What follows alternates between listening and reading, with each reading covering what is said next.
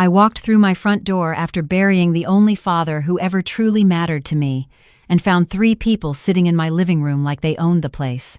My stepdaughter Emily was perched on Harold's favorite leather recliner.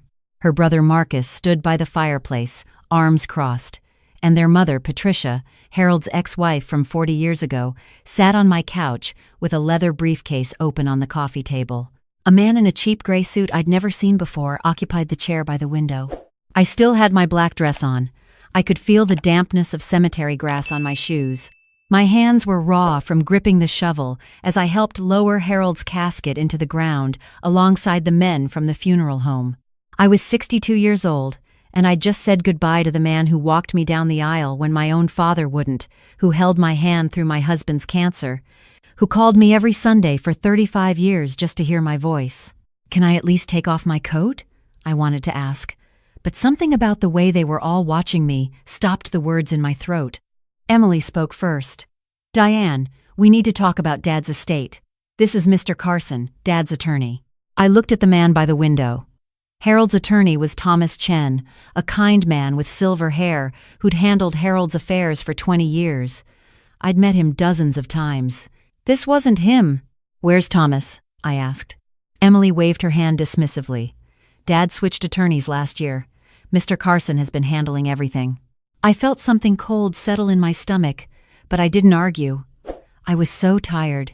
I'd been up for 36 hours straight, managing the funeral arrangements, calling relatives, making sure Harold's service was exactly as he'd wanted. Emily and Marcus had arrived the morning of the funeral. They hadn't helped with anything. I sat down carefully on the edge of the ottoman, still wearing my coat. Mr. Carson cleared his throat and pulled out a document. He read in a monotone voice, the kind that suggested he'd done this many times before and wanted to get it over with. The will was short. Harold's house, the place I'd lived in for the past 6 years while caring for him, went to Emily and Marcus jointly. His savings, his car, his tools, everything, divided between his children. And for me, Diane Mitchell, in recognition of her companionship in his final years, Harold left his personal book collection and any items of sentimental value I wished to keep. That was it. 72 hours, Patricia said, her voice sharp. She'd always had a sharp voice, even in the few interactions we'd had over the years. "You have 72 hours to pack your personal belongings and vacate the property. The house needs to be emptied so Emily and Marcus can prepare it for sale." I stared at her. At all of them. Marcus wouldn't meet my eyes. Emily was already scrolling through her phone. "I don't understand," I said quietly. "What's not to understand?" Patricia snapped. "Harold was their father. This house belongs to his children. You were very kind to spend time with him in his final years, but that doesn't entitle you to his estate." Spend time with him? The words came out before I could stop them. I gave up 6 years of my life to take care of him. I quit my job. I was there every single day. Yes, very noble," Patricia said, waving her hand. "Which is why Harold left you the books. That's more than generous." I looked at Emily. "Your father had Parkinson's disease. Do you know what that means? Do you know what the last 6 years looked like?" Emily finally looked up from her phone. "Dad made his choice, Diane. We're just honoring his wishes." "Where were you?" The question burst out of me. Where were you when he couldn't button his own shirt anymore? Where were you when he fell in the bathroom and I had to call the paramedics because I couldn't lift him alone? Where were you on the bad days when he couldn't remember what year it was, when he'd cry because he was so frustrated with his own body? "We have our own lives," Marcus said defensively. "We visited when we could." 3 times, I said. "You visited 3 times in 6 years. Emily came for Christmas 2 years ago and left early. Marcus, you came for Dad's 70th birthday and your daughter's graduation party that happened to be nearby." The room went silent. Mr. Carson closed the will and tucked it back in his briefcase, clearly uncomfortable. Patricia's eyes had gone hard. "This is exactly why Harold was right to leave the house to his real family," Patricia said coldly. "You're hysterical. You need to accept that your role here is finished. 72 hours, Diane. I suggest you start packing." They all stood up. Emily and Marcus filed out without another word. Patricia paused at the door. "Make sure everything is clean when you leave. We'll be doing a walkthrough Monday morning." Then they were gone. I sat on the ottoman for a long time after they left, still in my coat, staring at the empty fireplace. The house felt huge and hollow around me. This was the house where Harold had taught me to make his mother's apple pie recipe, where we'd watched old westerns together every Friday night, where I'd set up the hospital bed in the den during his final weeks because he wanted to see the garden through the window. I'd been so focused on Harold's care, on making his last years comfortable, that I hadn't thought about what would come after. I had about $5,000 in my savings account. My Social Security wouldn't start for another 3 years. I'd closed my IRA early to pay for Harold's medications that insurance wouldn't cover. I'd been a librarian for 30 years before Harold got sick. I'd loved that job. But when Harold's tremors got so bad he couldn't feed himself, when the doctors said he needed round-the-clock monitoring, I'd made a choice. I'd retired early. Harold had insisted he'd take care of me, that I didn't need to worry. I believed him. The next morning, I started packing. I didn't have much, really. My clothes. Some photographs. My mother's jewelry.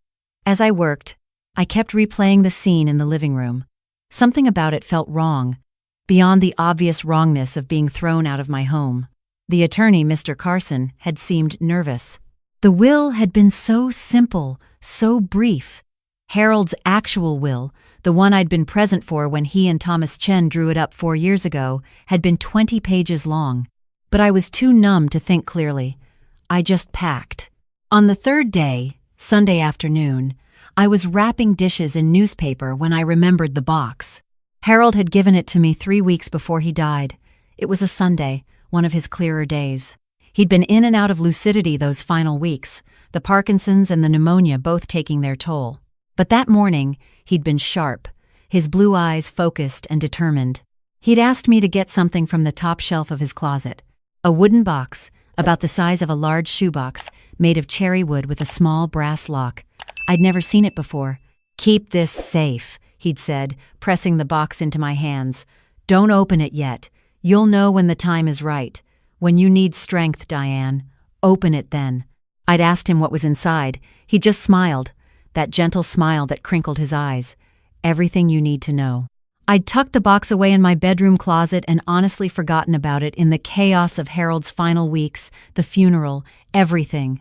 But now, sitting surrounded by half-packed boxes, my 72 hours almost up, I remembered. I went to my closet and pulled the box down. It was heavier than I expected. The brass lock was old-fashioned, but there was a small key taped to the bottom of the box. My hands shook as I peeled off the tape and inserted the key. Inside, carefully arranged, were several items. On top was a sealed envelope with my name written in Harold's shaky handwriting. Beneath that were several legal documents in plastic sleeves. A stack of letters tied with string. Photographs.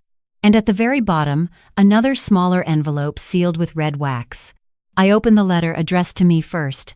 "Dearest Diane," it began.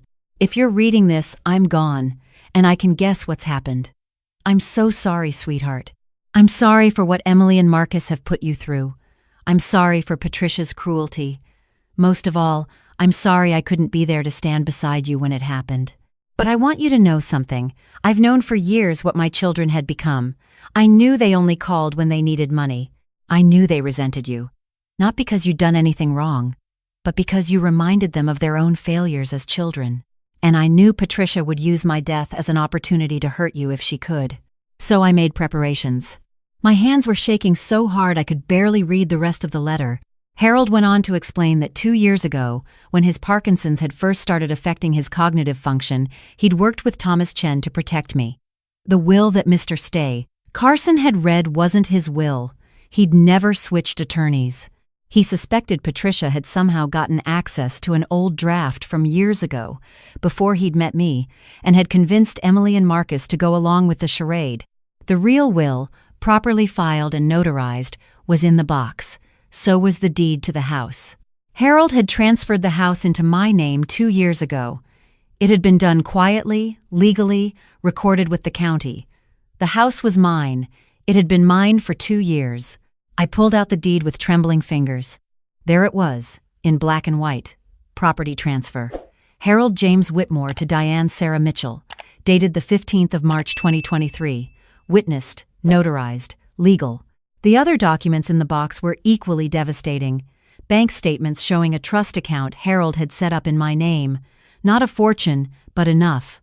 About $200,000, carefully saved and invested. A list of his other assets, most of which were designated for me in the real will, with only $10,000 each to Emily and Marcus, with a note that read, "For their kindness in my final years." I would have laughed if I wasn't crying. There were also 3 letters in Harold's handwriting, dated and notarized as statements of fact. The first detailed every time Emily or Marcus had visited or called in the past 6 years, with dates and durations. It was a shockingly short list.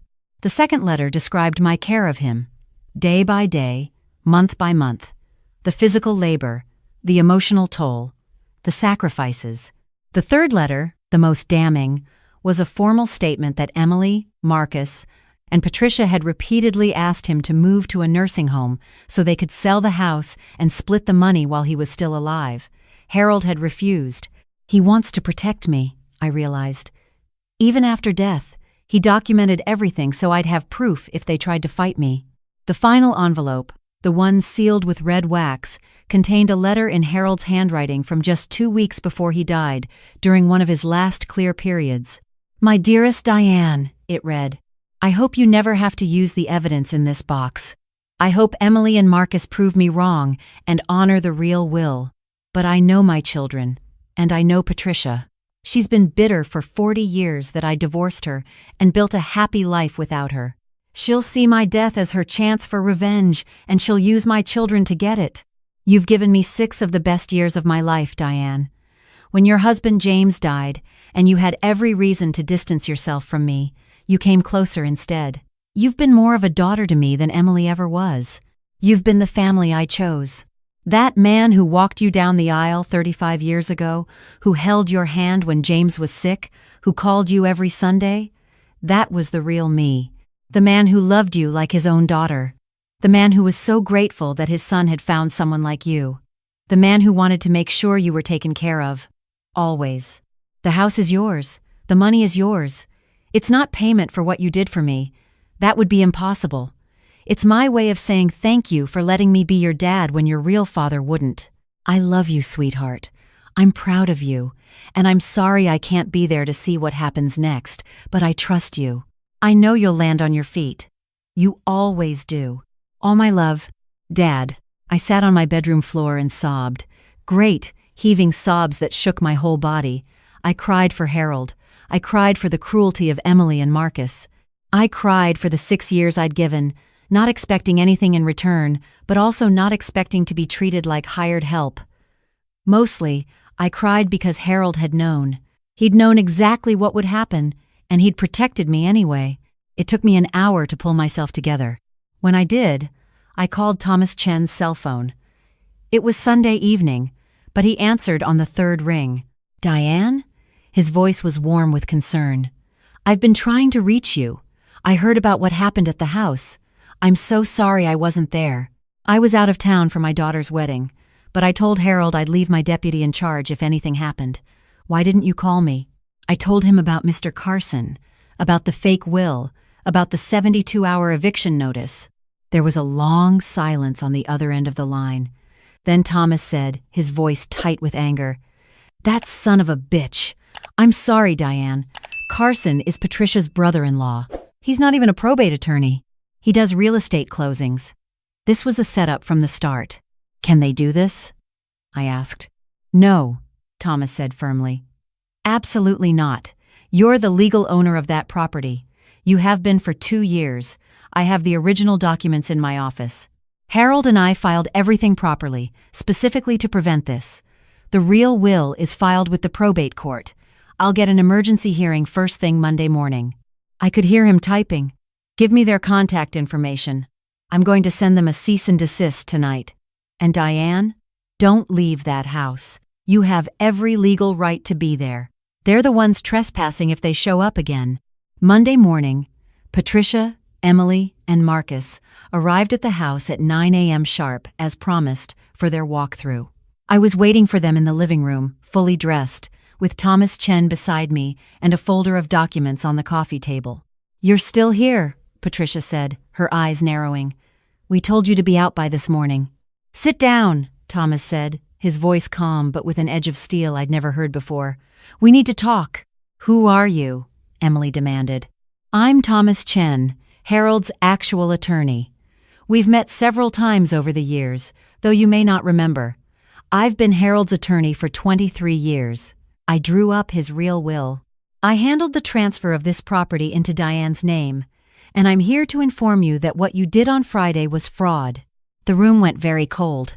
Thomas opened the folder and pulled out documents.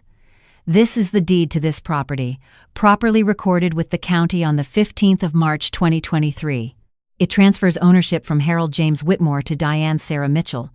This house has been Diane's property for over 2 years. Harold wanted to ensure she was protected." "That's not possible," Patricia said, but her voice had lost its certainty. "This is the real will," Thomas continued, sliding another document across the table, filed with the probate court on the 10th of January 2024 and updated in Harold's final weeks to reflect his current wishes. It names Diane as the primary beneficiary of his estate, with the exception of $10,000 each for Emily and Marcus. Marcus picked up the will with shaking hands. He read it, his face going pale. The passage about $10,000 for their kindness was particularly pointed, given that Harold had detailed their absence in an attached affidavit. "Your brother-in-law, Patricia," Thomas said, looking at her directly, "committed fraud when he impersonated Harold's attorney and read a false will. That's a criminal offense. The eviction notice was illegal, and if anything has been removed from this property already, that's theft." "We didn't know," Emily said quickly. "Mom said that Dad had told her he wanted us to have the house. She said Mr. Carson was handling everything properly." Patricia stood up abruptly. "This is ridiculous. Harold was mentally incompetent in his final years. That will isn't valid." "Harold had a comprehensive neurological evaluation 6 months ago," Thomas said calmly. "His doctor declared him fully competent to make legal decisions. We have the medical records. Furthermore, the property transfer happened 2 years ago, when his health was even better. You have no legal standing here." "Get out," I said quietly. All 3 of them looked at me. "Get out of my house, now." "Now wait just a minute," Patricia started. "No," Thomas interrupted. "You wait. I've already filed a complaint with the state bar about your brother-in-law. I'm prepared to file a police report for fraud and attempted theft. The only reason I haven't yet is because Diane asked me to give you a chance to leave peacefully. I suggest you take that chance." They left. Emily was crying. Marcus looked shell-shocked. Patricia walked out with her head high, but I could see the defeat in the set of her shoulders. After they were gone, I sank onto the couch. Thomas sat beside me. "Harold loved you very much," he said gently. "He wanted to make sure you were taken care of. He talked about you constantly, how you made him laugh, how you never made him feel like a burden, how you researched every treatment option, fought with insurance companies, advocated for him at every doctor's appointment. He was my family," I said simply. "He was the father I should have had from the beginning, and you were the daughter he deserved," Thomas replied. "Emily and Marcus lost their chance years ago. That wasn't your fault." Over the next few weeks, the legal matters settled themselves. Emily and Marcus each received their $10,000 and signed documents relinquishing any claim to the rest of the estate. Patricia tried to fight it, hiring her own attorney, but there was nothing to fight. The documentation was ironclad. I learned that Harold's trust account for me was actually worth closer to $230,000. He'd been putting money away for years, investing carefully. There was also a life insurance policy I'd known nothing about, with me as the beneficiary. Altogether, I had enough to live comfortably for the rest of my life. But the money wasn't what mattered. What mattered was that Harold had known me, really known me, and had trusted me. He'd seen the sacrifice I was making and had valued it. He'd protected me even after death. I spent the first month after everything settled just living in the house, processing it all. I walked through the rooms, remembering. The kitchen where we'd made apple pies. The den where we'd watched old westerns. The garden where Harold had spent hours before the Parkinsons got too bad, growing tomatoes and teaching me the names of every plant. The workshop. Harold's workshop was a converted garage, full of beautiful woodworking tools and half-finished projects. Harold had been a master carpenter in his younger years. Even with the tremors, he'd spent hours in that workshop, just being near his tools, telling me stories about the furniture he'd made, the houses he'd helped build.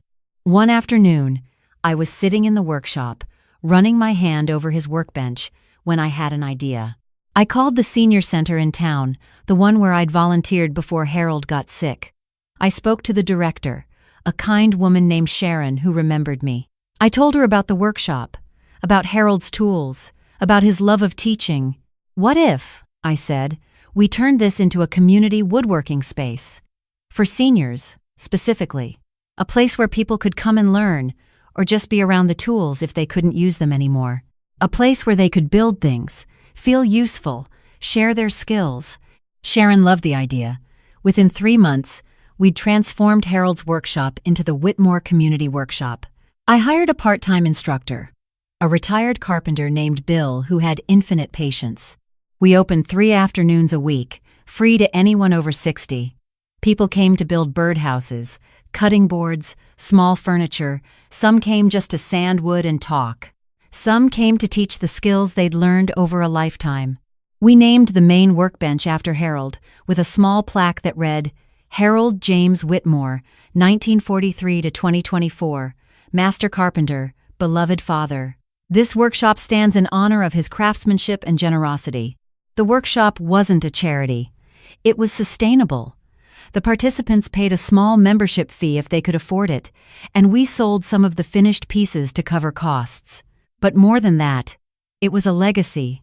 It was Harold's skill and passion, living on. It was proof that the hours he'd spent teaching me about dovetail joints and wood grain and the satisfaction of building something with your own hands hadn't been wasted. 6 months after Harold's death, I got an email from Marcus. It was brief, almost formal. He apologized for what had happened at the funeral.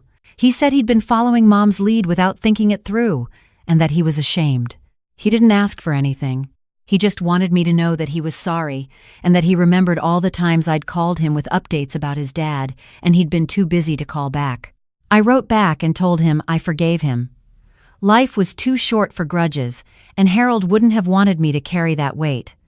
But I also told him that forgiveness didn't mean forgetting. It didn't mean we'd go back to being family. That bridge had been burned, and I didn't have the energy to rebuild it. Emily never reached out. Patricia, I heard through mutual acquaintances, was still bitter and told anyone who would listen that I had manipulated Harold into changing his will. I didn't care. The people who mattered knew the truth. 1 year after Harold's death, I stood in the workshop and watched Bill teach a group of seniors how to make wooden spoons. An 80-year-old woman named Grace was carefully carving a handle, her face bright with concentration. 2 men in their 70s were debating the merits of different sandpaper grits. The smell of sawdust and wood stain filled the air. This was Harold's legacy. Not the house, not the money, but this space where people could create and connect, where skills were passed down, where being older meant being valued for your experience, not sidelined as a burden. I thought about that day after the funeral, sitting on the ottoman in my coat, being told I had 72 hours to pack my life away. I thought about how small I'd felt, how disposable. I thought about Emily's cold dismissal and Patricia's cruelty and Marcus's cowardice. And then I thought about Harold, in his final clear weeks, carefully planning how to protect me. Writing letters, organizing documents, making sure I'd be okay. I'd spent 6 years taking care of Harold, but in the end, he'd taken care of me too. He'd seen me, he'd valued me, he'd loved me enough to make sure I'd be all right. That was worth more than any inheritance, but I was grateful for the inheritance anyway, because it let me honor him properly. It let me turn his passion into something lasting.